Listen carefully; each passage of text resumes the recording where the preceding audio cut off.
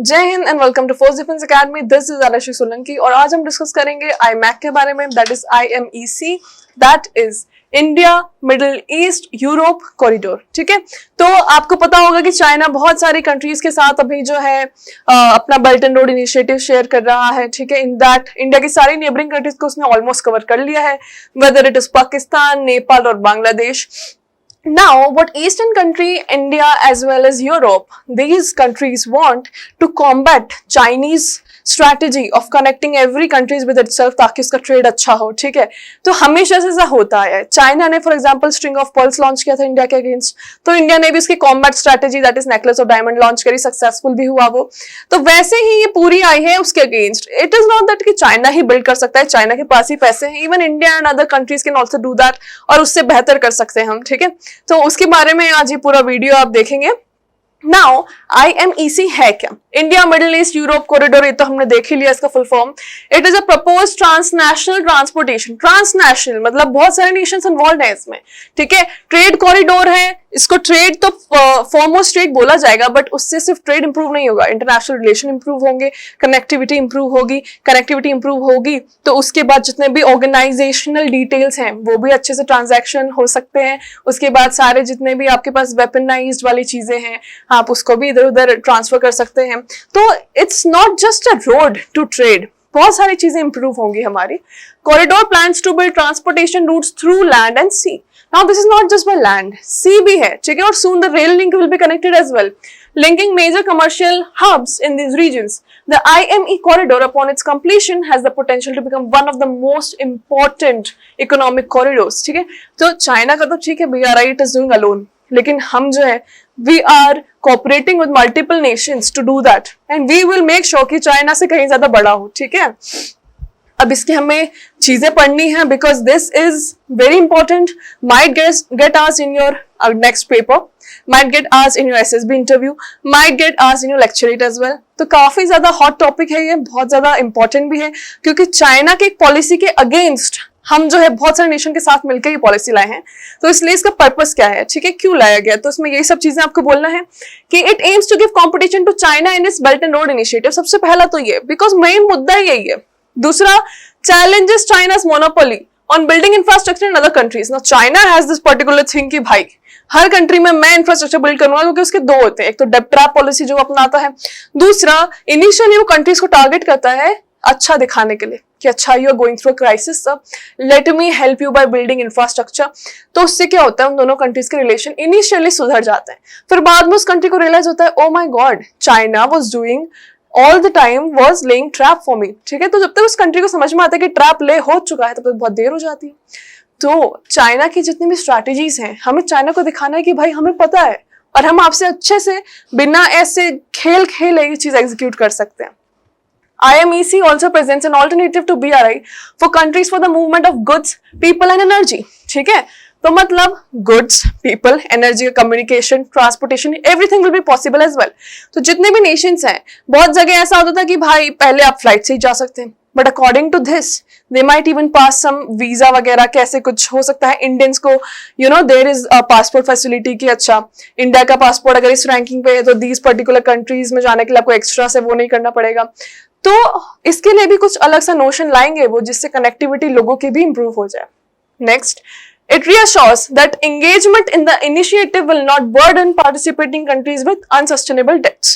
Now, one more important thing is, China के साथ क्या होता है, डेब्ट ट्रैप।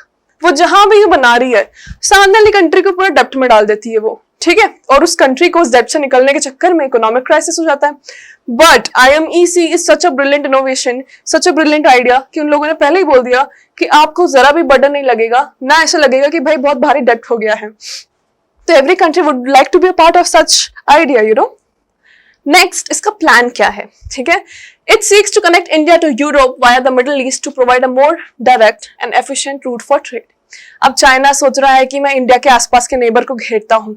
इंडिया ने बोला तू घेर भाई, हम तो बहुत दूर की सोच रहे हैं, हम तो दूर चले। ठीक है। Corridor is plan to be developed from Mumbai India to Piraeus and Greece. तो this is such a good thing. Greece की अभी हमारी एक्सरसाइज भी हुई थी बहुत ज्यादा अच्छी, ठीक है। तो मल्टीनेशनल एक्सरसाइज ऑल्सो हैपेंड। अभी बहुत सारी एक्सरसाइजेस में हमारे राफेल ऑल्सो वेंट। तो अभी जितने भी नेशंस हैं, स्पेशली यूरोपियन नेशंस, उनसे इंडिया का जो एक रिलेशन है वो इम्प्रूवमेंट की तरफ बढ़ रहा है। तो this is a very positive sign because they do not tolerate China, है ना। Corridor will consist of transnational rail and shipping routes. इसमें है ही लैंड की बात हो गई, सी रूट की बात हो गई, रेल लिंक भी इसमें ऐड हो जाएगा। For this plan and MOU, that is Memorandum of Understanding, has been signed between Saudi Arabia, European Union, India, UAE, France, Germany, Italy and US. So many powerful countries are with India. This directly means कि सारी country India के support में है। So any time हमें ऐसा डरने की जरूरत नहीं कि चाइना तो पाकिस्तान के साथ इतना घुल मिल गया है, नेपाल भी चाइना की तरफ डाइवर्ज हो रहा है, बिल्कुल दिक्कत नहीं। Because these many powerful countries are just standing behind us, with us, ठीक है, इन फ्रंट ऑफ अस। तो there is no problem in this. उल्टा this is such a powerful idea जो इतनी जल्दी एग्जीक्यूट होगा कि चाइना को लगेगा यार गलती कर दी मैंने बेल्ट एंड रोड इनिशिएटिव लाके। तो one more thing, European union का भी बहुत ज्यादा इंपॉर्टेंस है क्योंकि European union is a 20 number पे जो कंट्री है G20 में, कंट्री नहीं सॉरी यूनियन, यूरोपियन यूनियन में 27 कंट्रीज आती हैं। तो this is a very much asked question, ये आपको पता होना चाहिए। रिसेंटली G20 जो G21 हो चुका है उसमें एक यूनियन और ऐड हुआ है, दैट इज अफ्रीकन यूनियन। तो अगर आपसे बोलें कि G21 में कितनी कंट्रीज हैं, ऑल यू हैव टू से is 19 countries plus European country, plus European Union which involves 27 country plus African Union which involves 55 countries. आपको ऐसे बोलना है, ठीक है, because this is very much asked। और अभी recently G20 से G21 शिफ्ट हुआ है तो might get asked again। Now इसके फायदे, ठीक है, हर चीज का फायदा होता है, हमें फायदे भी स्टडी करना जरूरी है क्योंकि किसी ने उठा के आपको बोल दिया गया, पता होना चाहिए ना कि क्या क्या रीजन है, क्या पर्पस है, क्या क्या कनेक्शन होगा, कौन कौन से उसको कनेक्ट करेगा और फिर फाइनली क्या क्या प्रॉफिट होगा। तो हमें सीमलेस मूवमेंट प्रोवाइड करेगा लोगों का, गुड्स का, all the commerce and trade things, very much important. Increase trade by reducing the distance, ठीक है। तो ट्रेड में प्रॉब्लम ये आती थी कि भाई बहुत बार ऐसा होता था कि हम सी रूट अपना रहे हैं तो वो बिल्कुल प्रॉपरली लेड आउट नहीं है, अगर हम रेल रूट भी अपना रहे हैं तो कोई कंट्रीज कनेक्टेड है कोई नहीं कनेक्टेड है। तो अब एफिशिएंसी बहुत बढ़ जाएगी, तो टाइम कम लगेगा, कम टाइम में बहुत सारी चीजें जा सकती है ना। It will also incentivize more investment in the region. अब क्योंकि इंफ्रास्ट्रक्चर बहुत अच्छा बन रहा है, देखो सीधी सी बात है, जहां ज्यादा अच्छा इंफ्रास्ट्रक्चर वहां ज्यादा अच्छा इन्वेस्टमेंट अट्रैक्ट करने की कैपेसिटी, और that is all about it. It also seeks to help develop the infrastructure of countries by providing safe loans। जिन कंट्री से होते होते निकलेगा, ठीक है, वहां पर इंफ्रास्ट्रक्चर तो डेवलप हो गई और उनको सेफ लोन्स मिलेंगे। क्यों?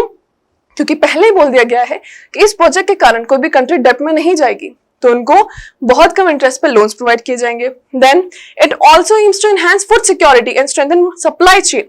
अब भाई क्योंकि ट्रेड एंड कॉमर्स कनेक्टिविटी है, तीन मीन से कनेक्शन हो रहे हैं, तो आपस में कंट्रीज में ऑफकोर्स क्रॉप्स वगैरह, फूड ग्रेन्स, ये सब भी सप्लाई होंगे, तो इनकी सप्लाई चेन भी इंप्रूव होगी।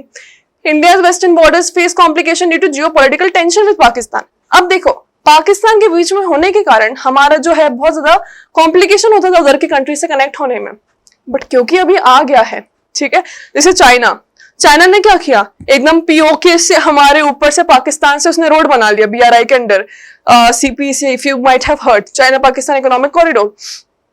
तो भाई हमें लगा ऑडासिटी सिर्फ आप ले जा सकते हो, हम भी ले जा सकते हैं, तो अब पाकिस्तान के सर से हम ले जा रहे हैं, ठीक है, too many stronger countries too many stronger growth. तो ये वाली चीज हो गई। अब now China and Pakistan are having a taste of their own medicine. How does it feel? IMEC will provide India with an alternative route. अब हमारे पास एक ऑल्टरनेटिव रूट है जो उससे भी अच्छा है, उससे बेहतरीन है, उससे भी एफिशिएंट है और उससे भी स्ट्रॉन्गर कनेक्टिविटी देता है। तो अब आप बोलो, ठीक है, now ensuring smoother trade connection with the Middle East and Europe.